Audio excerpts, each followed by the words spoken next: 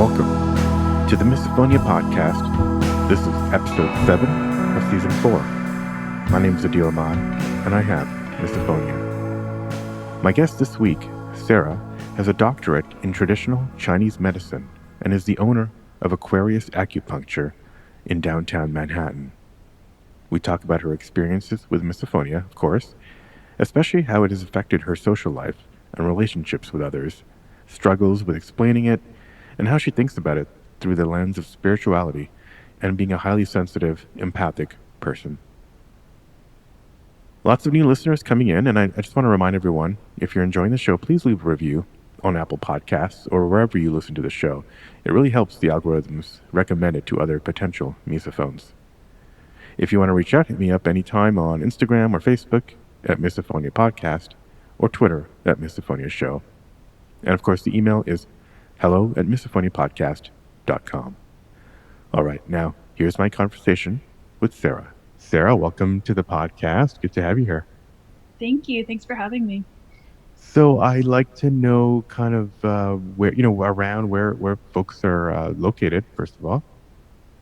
I'm located in New York City. I'm a doctor of acupuncture and herbal medicine. So I have my own private practice in Flatiron District. And I thought it would be interesting for me to be on your show since I'm going to have slightly medical perspective as well as a spiritual perspective. So thanks for having me.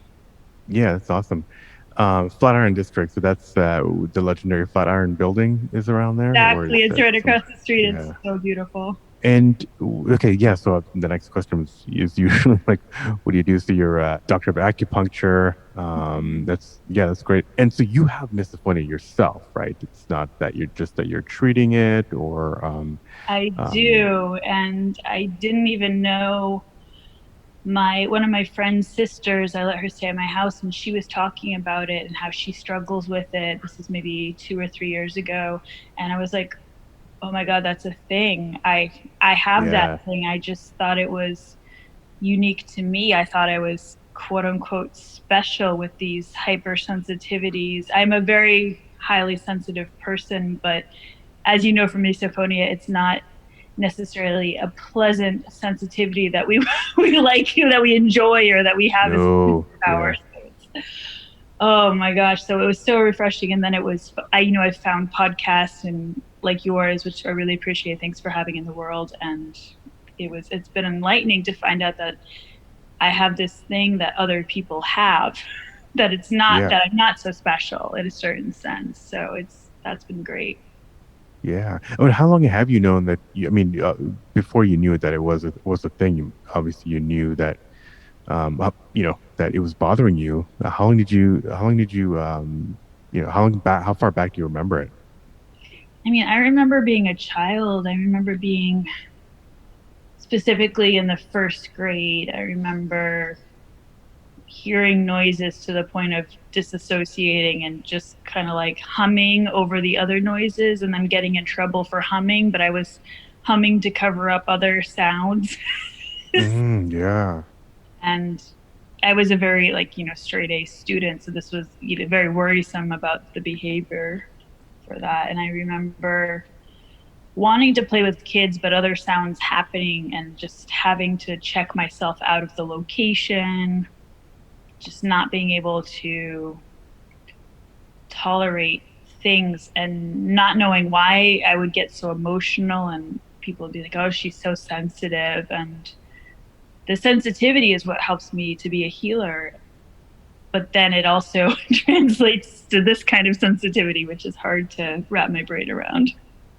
Yeah, so that's a pretty early age. I mean, a lot of people have come on and talked about it, hitting around the middle school years, maybe a little bit earlier. But you remember it from the first grade, and yeah, you were humming over something interesting. So yeah, because some people say that they stick their fingers in their ears and try to block it out, but you were trying to cover it up with your own sounds. Yeah, I don't do that anymore. Well, maybe I do, but yeah, it was interesting to find out that it's a thing. I think I remember like maybe like 10 or 15 years ago, I remember I had a series of two roommates back then when I was still young enough to have roommates. I mean, I guess people of all ages have roommates, but I remember being in my bedroom, and the bedroom was really far from the kitchen, and I could just hear the mouth sound. It was like, oh my God, like just dying in my room with the door shut, trying to put other. So you're right, actually, I would put other music on instead of creating my own sounds. But I was Mouth sounds through the walls, eh? Yeah, some places just have thin walls, I guess. And well, I find for me I remember my grandfather talking about this too. So I wonder, I know my mom must have something, but yeah, we haven't really talked about it too much. But I remember my grandfather saying like he had a hard time focusing on conversations in front of him because he had super hearing and he could hear soft sounds in the distance. So like if he's having dinner, often the sounds of the other people talking would be louder than the people in front of him, even though the actual volume in front of him was louder. And I think for me, the misophonia is the sounds that really frustrate me. They just become so loud. So even though the mouth sounds from the kitchen from these two different rooms, one would make a chewing sound with his mouth. Sorry, like trigger warning. And then the other one had this thing where he made like a refreshing sound after he took a sip of water. So take a sip of water, and I don't want to make that sound still. yeah, I think we know. and many people listening, but it's interesting because I doubt that anybody else would really hear that sound, but my ears hyper focus on that sound. It's like my ears look for that sound, and then they get like I feel the anger coming up, and it's fight or flight. Yeah, and I start like feeling like an animal in a cage. I'd imagine, just like I need to get out of here, and it's so overwhelming. And I just thought I had really good hearing which I do, but which is helpful for like playing music and stuff. But it's so intense. It's very, yeah. And I feel like you hear me laughing, but at this point, I just have to laugh as I try to cope. And yes, no. I mean, and laughter is a the humor is kind of a coping mechanism in itself for us, I think. And so, it's not unusual to just kind of laugh at how absurd this is. What's funny to me too, though, is a lot of people, if I explain it to them, it's not accepted. And it's, they're like, oh, we'll just try this or try that. But it's interesting if you think of the perspective of somebody being afraid of spiders. I love spiders. Like you could put a spider in my hand and let it crawl. Yeah, I love spiders. But so for me, it's kind of hard to understand somebody being so like having primal fear against a spider. And I imagine that's what it's probably like, because it's almost, I don't have a fear of the chewing, or for me, it's the nail biting. That's like the absolute worst, or people whistling out of tune. And it's not a primal fear like a spider, but it's a very similar, like you said, fight or flight. It's a very similar sensation where I'm just like, want to combat it or something. It's just so emotional. And I guess it's similar, because if I'm like, okay, you're afraid of spiders, I don't understand that, but I can have empathy. But it's interesting to me that a lot of people don't seem to have the ability to have empathy for people with misophonia. And maybe it's a lack of education. I'm not really sure, but have you come across that with other people on the show? Oh, absolutely. Yeah. I mean, it comes up all the time, where it has many kind of implications in that a lot of people feel how they're just kind of, it's almost not worth bringing it up anymore because they've been kind of shut down or rejected so many times, or just dismissed so many times and then that kind of creates a cycle, because you just get more frustrated. It is strange how it's not, maybe it's not strange how it's just not taken seriously when it is to us. And it's interesting how you said it's you're not afraid of the chewing, because it's like it's almost like part of your brain is afraid of it, but then a lot of the rest of your brain is not. So you're it's this weird sensation that it's hard to explain to others.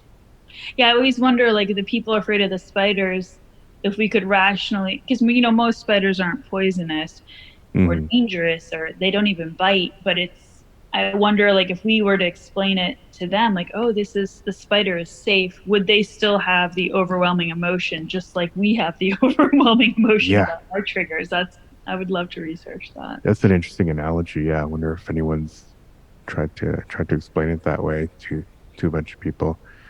Um, yeah, so interesting. Yes, and it sounded like your grandfather almost had a kind of hyperacusis. I don't know if he had fight or flight situation, but it's not, because there are people who are simply just like everything sounds turned up, but it's not necessarily that they are enraged when they hear certain sounds like we are. Yeah, he mostly mentioned it as just something particular Mhm. and interesting. He was super calm about it, and Yeah, it was nice. gotcha.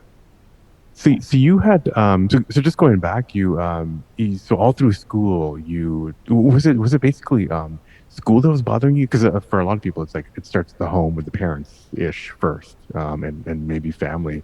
But did it start to from that school memory? Did it start to expand to other areas like the home? I think my mom must have it and my brother, because they, if I start tapping right here, they would be like, please stop tapping. Like, they are very I Right. don't think I'm still learning how to not tiptoe in my own house. It's I feel like my brother and my mom, it's interesting, we haven't really talked about it, but they're very sensitive to all noises as well. So I think the home was very safe, because Oh, let's say okay. somebody made a mouth sound, that would be, don't make that mouth sound. It's, don't bite your nails, don't, in a very loving way. But I realized later in life, other families don't have that. You know I was very controlled in a certain way. Don't make the floor crack when you walk, like stuff like Oh that. I God, think in my house that's impossible because we have such an old house. But yeah, I see what you're exactly, saying. yeah, it's, don't turn the doorknob this way. So I think there's a lot of hypersensitivity in my family. So actually, So it's like walking on eggshells, yeah, probably from even before that first grade memory. exactly. So I don't know if some of this behavior for me was also learned by, probably genetic, Learned probably, or maybe activated from, yeah, I don't know, yeah. some recessed gene was activated. I don't know. I shouldn't be talking. I'm not the doctor, but I don't know um, either.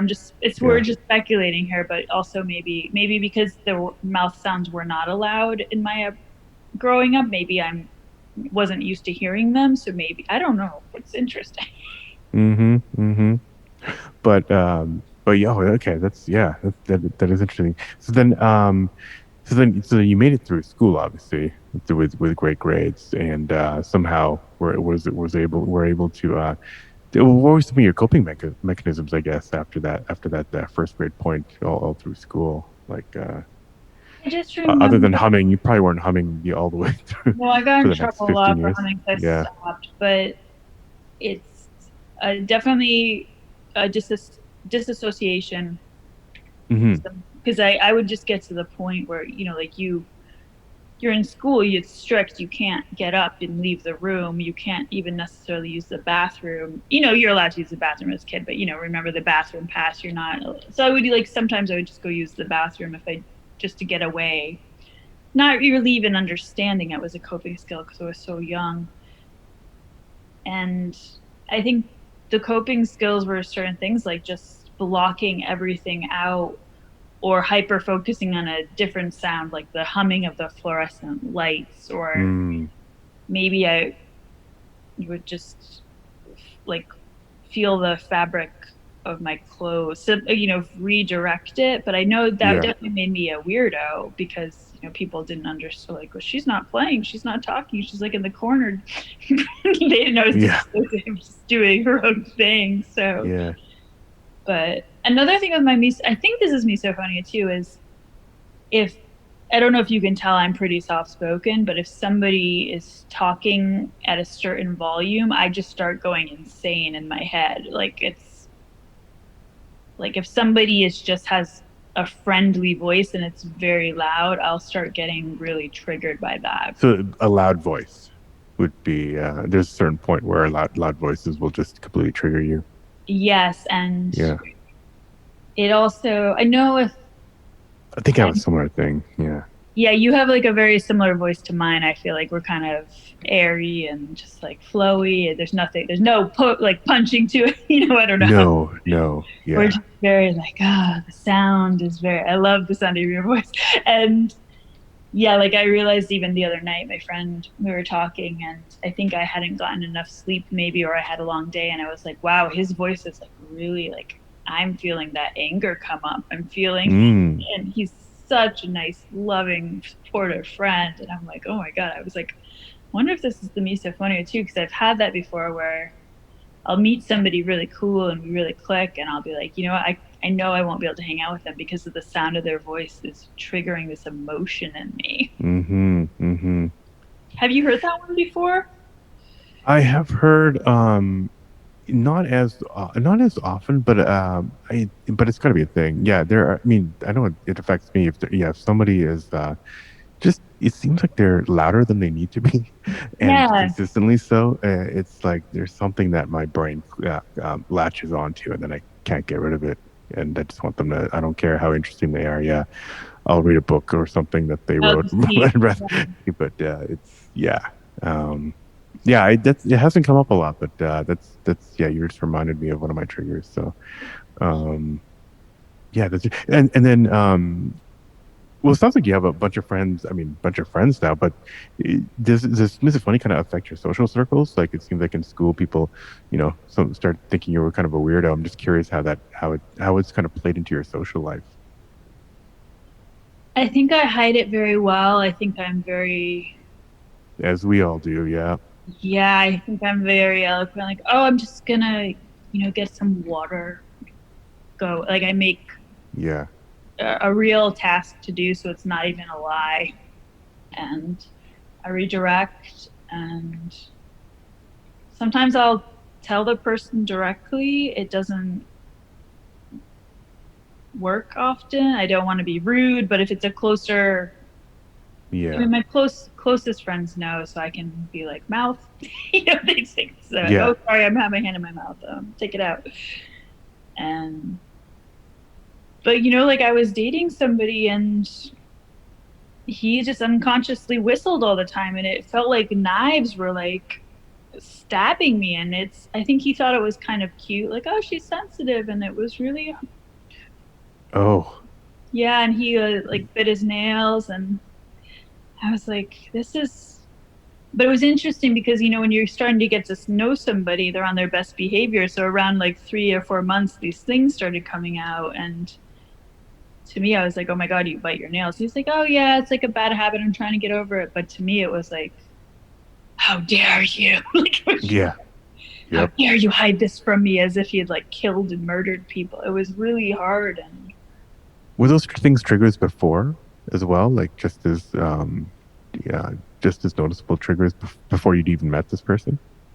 With other people, yeah, but because I think we were getting to know each other, he was more conscious of his behavior when we first started going out, maybe. Because, for him, he said like, oh, well, I've always bit my nails. And I'm like, no, I would have noticed if you did it in front of me. Because I have this thing. And unfortunately, if you're biting, I noticed it, like he was doing it. We were watching like a TV series, and I was like, remember the first night I was like, oh my God, he's biting his nails. And I didn't remember 2 episodes of the show. It was like an hour-long show. And I was like, oh my God, what am I going to do? Because for 2 hours, I just obsessed over the fact that he was biting and I was so upset that I couldn't say anything, because I knew in that moment, the miso had triggered me so badly. If I said anything in that moment, I would have been like, blah, blah, curse, stop. Like, that's the only way I would have been able to, because I was so emotional, and it was. Yeah, that's the thing. It's like usually we don't want to bring it up because like we don't even want to deal with it or think about it. But then when it we need to bring it up, it's in such an emotional state that it's not going to come out well. I did end up So, bringing it up after, I think, either on the phone or the next time I brought it up in a neutral time before I was triggered by it. And it went really well, but I bring that up because it's interesting because sometimes I will have new friendships and then I absolutely cannot be friends with somebody who bites their nails unconsciously. Like I have one of my good friends for 20 years. She has a terrible nail biting. It's so bad. I feel like such a bad person to be like my friends who bite their nails or don't. But we talk about it. We're such good friends. She doesn't like food like pudding and stuff, like soft foods. And I'm like, well, I don't like crunchy foods because I don't, well, this is another trigger. I don't like the sound of the crunch in my own mouth. okay, yeah. I don't get triggered by other people's crunches like some miso people do, but like my own crunching, I don't really like. It's so loud. But anyway, with this friend, we have an agreement. We can talk about it. And our agreement is that I don't watch movies with her because that's when she chews her nails the worst. So I'll be like, well, I'm not watching a movie with you, and you know why? And she's like, yep, I know why. So it's kind of like it's So really like, have you tried watching a movie but not in kind of like view of each other, or is it just the idea of it possibly a trigger, possibly being in the same room enough of a problem? I think the brain, yeah, Yeah, it's. I mean, if the hand even out of the corner of my eye, if I see the hand go to the right. mouth, I start anticipating. Yeah, no, I do. That's a good way to do it. I have done that with other friends where I just completely like sit sideways and they're like, oh, that doesn't look very comfortable. And I'm like, you don't want to get into it. Or sit, yeah, or sit, have they can be in the sofa in the back, and you're like closer to the TV or something. All these things we do. It's so fun. Yeah. Like oh my gosh, once I was on a plane and the guy next to me like was biting his nails the entire 5 hours. And I was like, well, I'm not getting any work done. Just No, and yeah, you try to look for the sleeping, the eye blind kind of whatever they sometimes provide on a plane. It's just kind of headphones and yeah. and I think that's another coping mechanism too. Is Sleeping mask is what I meant. Yeah. yeah, the Just sleeping mask I totally did. I had like a scarf I tied around my head just so I couldn't. oh, there you go. Oh my gosh! And the poor guy. Some women and men use their long hair, I've heard, to kind of like block. I do that too sometimes with my curly hair. But yeah, you're right. And then it's also funny to think about this guy.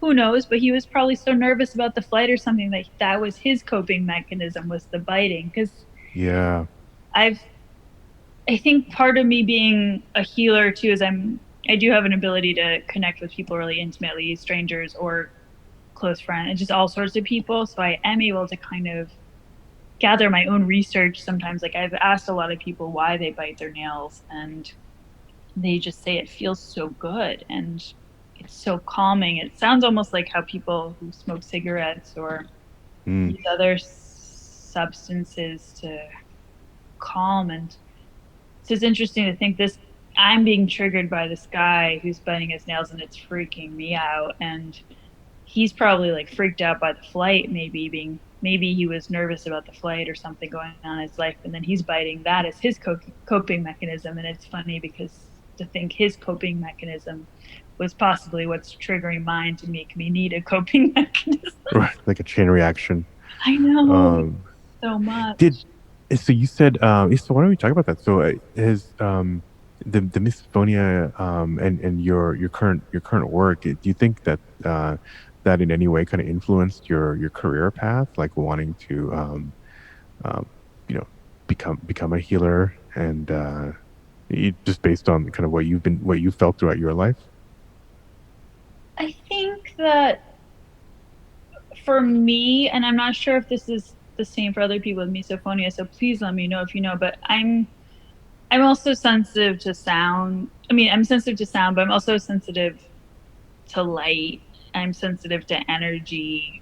I'm sensitive to everything. So, but the miso is very particular. It's, maybe like I always have sunglasses and I put them on, but I don't get angry about the sun or emotional or freaky, as I would call myself, feeling sometimes about certain sound triggers. I don't like certain sounds, or I can get overwhelmed by sounds, but with the misophonia, there's that overwhelming emotion that goes, just the irrational emotion. And I think the overall sensitivity, like my ability to feel other people's feelings and stuff, definitely contributes to me being a healer. But with the misophonia, it's this funny mystery where I'm able to manipulate energy. I'm very good at kind of like, there's a quote, I don't know if you know Amma, she's the hugging saint, but she's, when she talks about anger, like even Amma, she's very balanced. She's like this guru in a certain sense. Like she will talk about anger, like the anger arises, I feel it, and then she like lets it go. And I feel like through meditation and grounding and trying to have a balanced life and succeeding and feeling very good at all times, it's like if somebody bothers me on the subway, I'm like, I'll get agitated appropriately and then I go on with my day. It's not like I feel very good at feeling my emotions. I feel other people's emotions as an empath, and I let it go. And there's something about the misophonia, and you used the word latch. It's just something with the miso. It latches onto me in a different way. And I almost feel shame or guilt as a spiritual healing person that I'm not able to unattach from the misophonia. It's a totally different trigger, and for me, it's so intense. Or maybe it's just another level of spirituality that I need to explore and get through, but I haven't yet been able to succeed with these mouth sounds and whistling in the same way that I've been able to, you could say the nastiest thing to me about my personality right now, and I could let it just flow off of me like a water off of a duck. But if you started like gnawing at your nails, like I would not be able to let that go, and I don't know why. Yeah, well, if you can ever crack that spiritual code, you definitely should come on the podcast again. That would be a fascinating discovery. But yeah, it's like it's some kind of a as we've evolved to develop all these sensitivities at one level or another, but it feels like this misophonia is this kind of like a lizard brain going back like millions of years, where it's trying to protect us from some danger that probably doesn't exist anymore, or some neurons are misfiring in that area of the brain. It's really bizarre. I've had other highly HSPs, they call highly sensitive people, and they it's interesting. You said it really well. It's like you're sensitive to everything, but it's not that anger for with regards to the sun or the sense of touch or whatever that misophonia inspires. Like I'm a little hesitant to say this on a podcast, but it gets to it's not a real feeling, but it's like in that moment, I'm like, I just want to, like, I will do anything to stop that. And I know that's not actually how my behavior is going to go, but it's like, I just am like, I need to do anything I can to get away from this person, to get away from the situation. I'm like, I wish anything horrible would happen. And I'm like, I don't really think that as a person, but it's like, you get into this. Yeah. I'm like, oh my God, not me. It's so intense.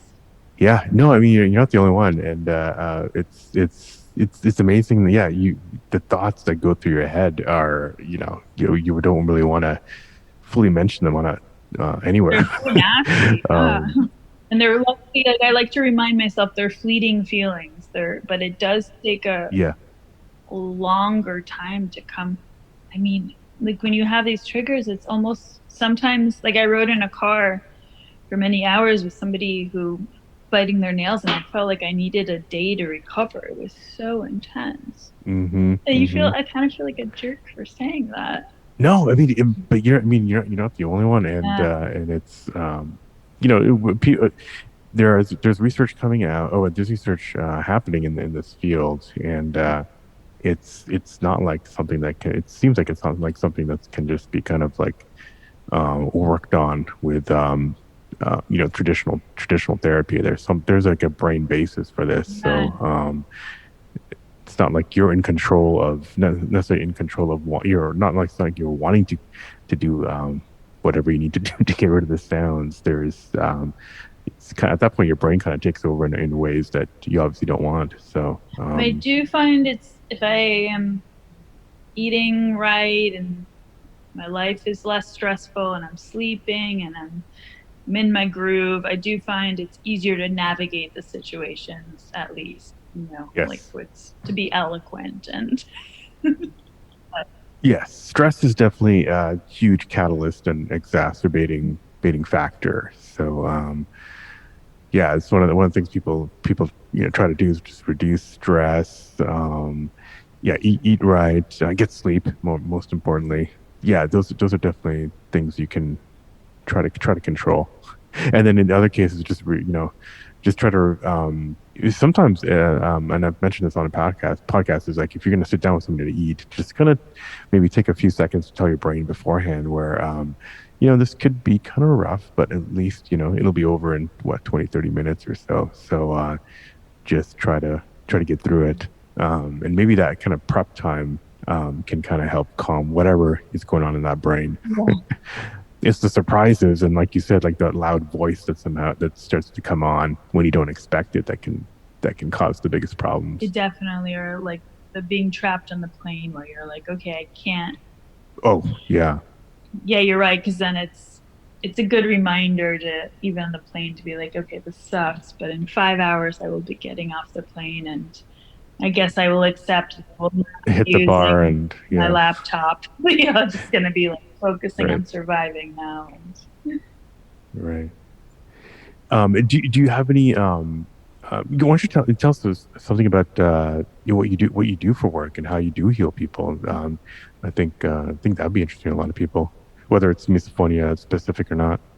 It's not misophonia specific, but it is interesting that, like what you were saying, to make misophonia less of an issue in our lives. It's, medicine, when it comes down to it, it's a funny way to say it. My acupuncturist used to say it's eat, sleep, poop. So it's eating, sleeping, and then digesting and eating food correctly. And, once you get those basics down, life is a lot more tolerable in all aspects. You're thinking clearly, your body feels good, and it's harder to get to that place for some people with other diseases and emotional things. But, the sensitivity I have and being an empath really helps. For me, I'm a physical empath, so I can literally feel things in my body. I'm still learning when and where they come from. It's sometimes I'm on my way to work and maybe my shoulder will be hurting or my neck, and I've learned now to check in and be like, is this my shoulder pain, or is this, maybe I'll usually find out somebody at work, one of my patients when I go to work will then have more of that feeling. So I can kind of feel into people's bodies, and I will seemingly ask really random questions that really resonate with people. I'll be like, oh, that's really weird. You asked about my aunt. However, it's really pertinent to the situation. It's just like just random information comes into my brain, but it's very different.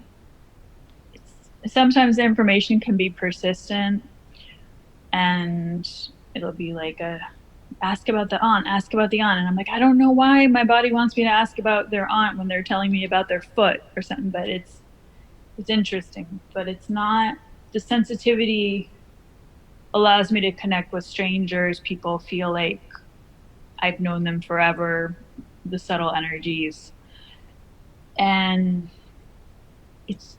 I think people might actually be really shocked to hear that I have misophonia, because maybe it would kind of explain to them sometimes my strangely aloof behavior from being so like personable and sweet and then running out of the room. Like, why did she escape to the bathroom for half an hour? But it's probably because I was triggered by something. And yeah, it's just, to me, I feel like a very, it's taken a while to get, I think the misophonia for a long time, I didn't understand it. So I was getting triggered a lot, and now I can kind of recognize like, oh, I'm being triggered, I'm gonna go do this, and use the like meditation, grounding, energy shifting things on myself to cope with the misophonia. But it's, as you know, it can be very overwhelming.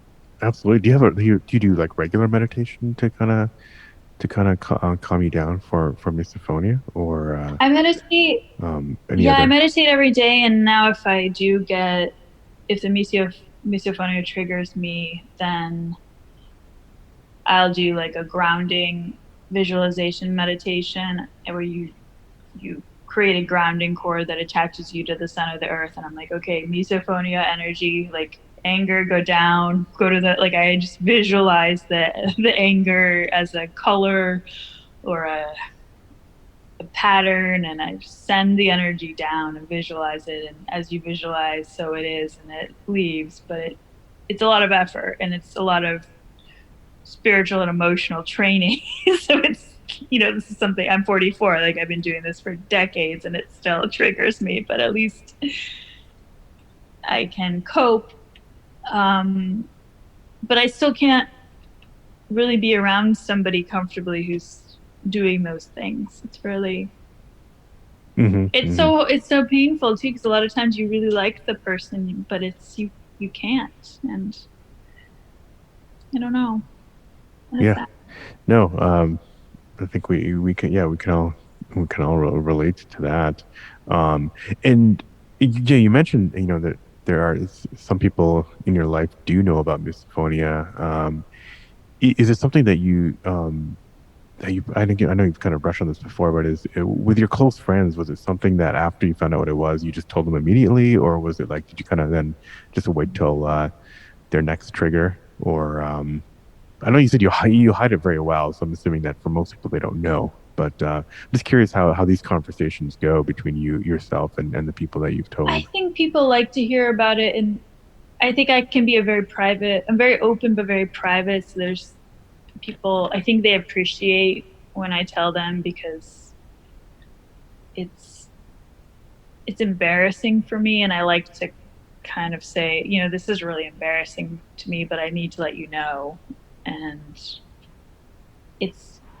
I like to talk to my friends who don't trigger me as well as my friends that do trigger me, just to also get strategies. And with your friends, because they know you so well, they can also help you with strategies that will work with your personality, so it's not this out of character way to deal with it. But I'm so lucky. My friend who told me about it, she's just so sweet and supportive, and she's really lucky because her now partner also has it, so they can very bluntly say, oh yeah, wow. like they can very bluntly say, I'm gonna leave the room while you're eating that cereal, I love you, bye, I'll be back. And they totally get it. And they have some similar triggers and some different ones.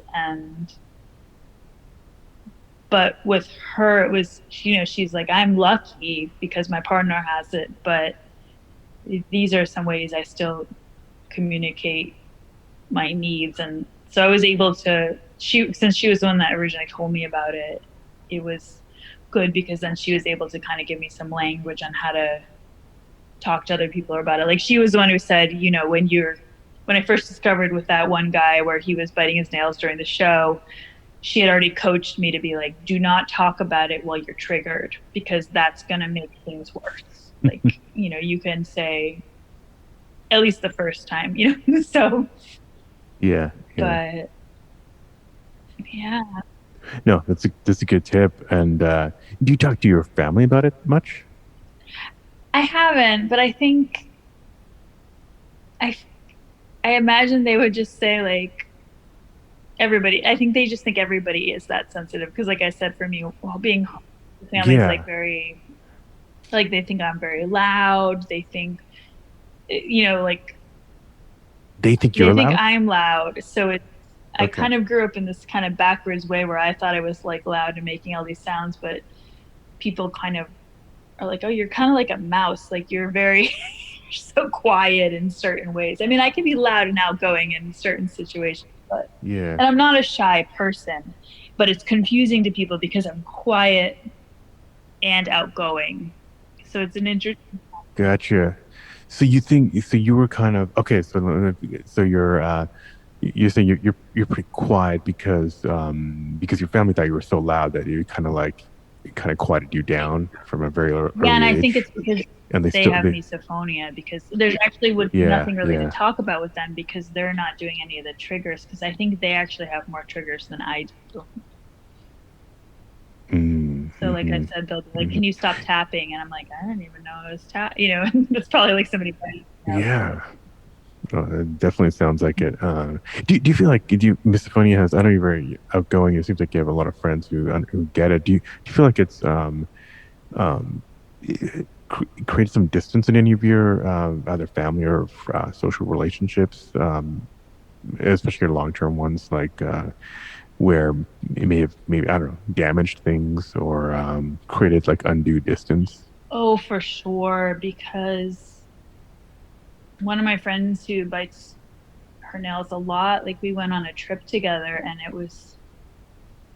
I just felt like for half the trip I was in fight or flight because Yeah, I hadn't realized. I knew she did it, but it really just escalated over the time. Or the guy I was dating, it really was like his inability to empathize with it. Although I don't expect people to, it really made it hard because the more comfortable he got with me, the more he whistled and did the nail biting. And you feel so superficial being like, I can't date somebody who does these things. But we tried to work it out, and he was very sensitive about it and really sweet. But it just, in the end, I felt like it was too much of a struggle to constantly be triggered. I wonder, it's interesting you say I have a lot of friends, because I do, but now that I'm thinking about it in this moment, I wonder if I have so many friends because of misophonia as well. Because, like I said, the friend I won't watch movies with, she's great. Like, we do all these things together. We will not watch movies. So there's other people I will watch movies with. But I wonder, I have no idea. I haven't really thought about it. I'll have to think about it more. But I wonder if I have so many friends too, because I know who I can do activities with comfortably. yeah, yeah. So it's like you become friends with somebody. They have many redeeming qualities, but they'll trigger you. So it's like as soon as they trigger you, oh, time to find a backup, and then you get all these Yeah, it's like, oh, basically I know. before you know it, you have tons of You're friends, talking about. and then you can Yeah. always. It's like for every situation, there's somebody who won't trigger you, so you go to them. I wonder if that's what's going on, and it's interesting. So, but it's also, yeah, I don't know.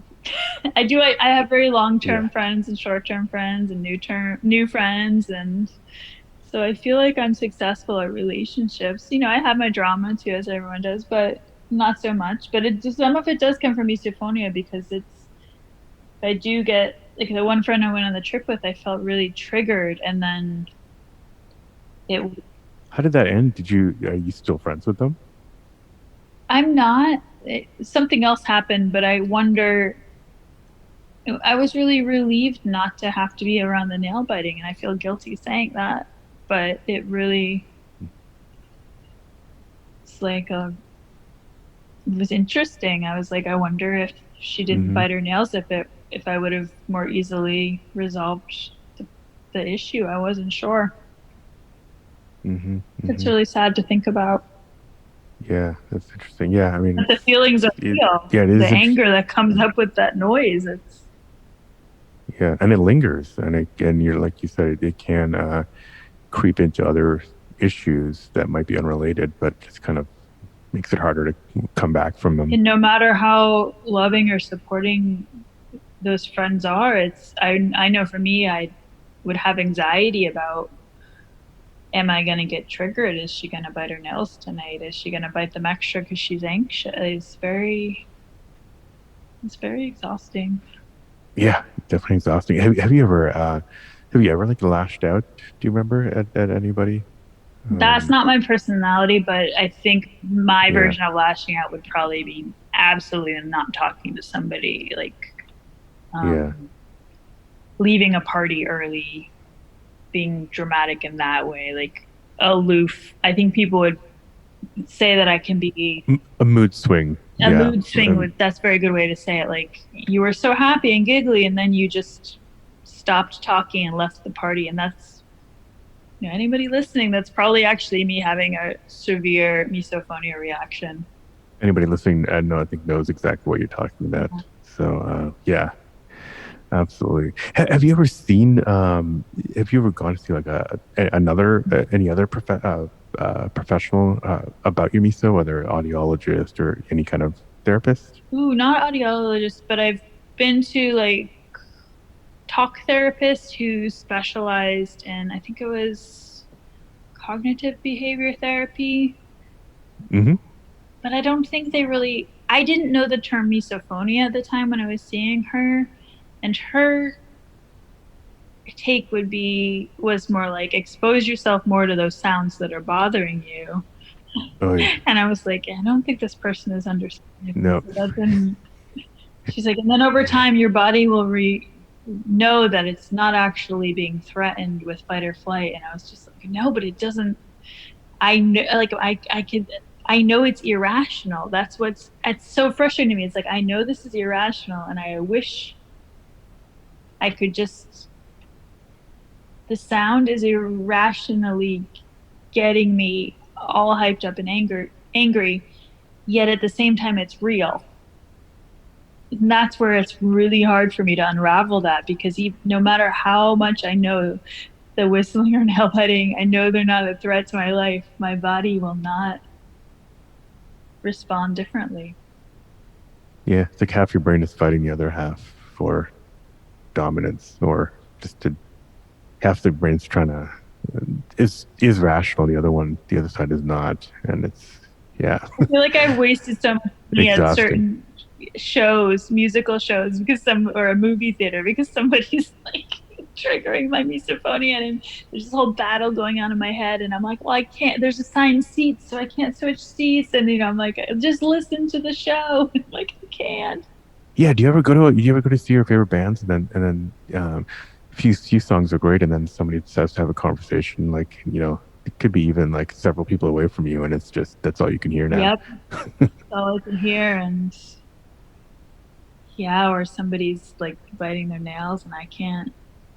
Right. Exactly. It's so then you'll get the visual trigger, right? Because I'm assuming then right, the band's playing loudly, but then you can see somebody watching and then biting their nails, and that must be because even though it's even though you can't hear it, it's the visual trigger about it. We'll change the subject, but we are, I mean, speaking of, we are kind of like heading we've been talking up towards the hour. Time flies by. It's amazing when you start talking about misophonia. So but I just want to hear, like, do you have anything you want to tell listeners now that you're on the show and have this audience? Anything you want to tell people about your experience with misophonia, or any message? I mean, if it's okay to self-promote just a little for the connection. Yes, of course. My business name is Aquarius Acupuncture, and you can find me on Instagram. I love talking about misophonia, so if anybody wants to slide in my DMs, that's totally welcome. Aquarius Acupuncture. And I think just trying to be gentle with ourselves, to try to breathe, try to send that emotion out. Know it's irrational, but also know it's real at the same time. I think just acknowledging the realness of whatever emotion entangles you and latches onto you with misophonia is so important, to just know it's real. And in a world where we're constantly told explicitly or implicitly that it's not real, I think it's important to take that time to acknowledge it. Yeah, because the less you fight yourself, the faster you can get untriggered by it. It takes a while. Sometimes it takes days for me. Yeah. Yep. No, absolutely. I'm sure. I think a lot of people sometimes just have to, take a day off, take a time off work just to get over the rest of the day or whatever. I wonder too. I work alone. I wonder if there's all these things. Oh God. Yeah. So So you don't have to deal with an open office. That's a whole other. Oh my God, I can't even imagine now That's that a you're whole saying that. other recurring thing. It's been so lovely Yeah. talking to you because it's like you're so understanding of this is part of like why I wanted to talk to you in the show too. It's just like you totally thank you for validating my feelings and my emotions and the experience. It's really that's part of the big problem is people not understanding it's real. It's hard. Yeah, absolutely. And well, I hope we'll have links to your business in the show notes, and hopefully people reach out and it's been great to see people coming on the show or listening connect and wanting to actually talk to some of the people who've been on. So hopefully people will reach out, and yeah, it's a great way to get that acknowledgement, and it kind of when you think about what other people are going through, it kind of helps you recover as well. So yes, and I want to thank everybody else who's been on the show. In addition to you having the show, but hearing everybody else's experiences, it was so comforting, and that's why I also wanted to share my experience because there's not a lot of information out there, and it'd be really interesting. I'm like fascinated to find out what part of the brain this is attached to. Like I'm so into neuroscience. I'm just waiting for that Netflix documentary to come out about misophonia that it just breaks it all down and like okay. Oh yeah, right. Right. Well, Sarah, thanks. I want to say thanks again, and good luck with everything. And this is super helpful. Yeah, and reach out to me over Instagram too if you have one. I think we're already connected on Instagram, but probably let's try to connect. And thank you so much for having me. Thank you, Sarah. The link to Sarah's business, Aquarius Acupuncture, is just aquariusacupuncture.com, and there's a link in the show notes. Remember, if you liked the episode, please leave a quick review or just hit the 5 stars wherever you listen to this podcast. Hit us up on social media at Misophonia Podcast on Instagram and Facebook, now on TikTok, or Misophonia Show on Twitter. You can find all those links on the website, misophoniapodcast.com, and even contact me from there if you like. Music, as always, is by Moby. And until next week, wishing you peace and quiet.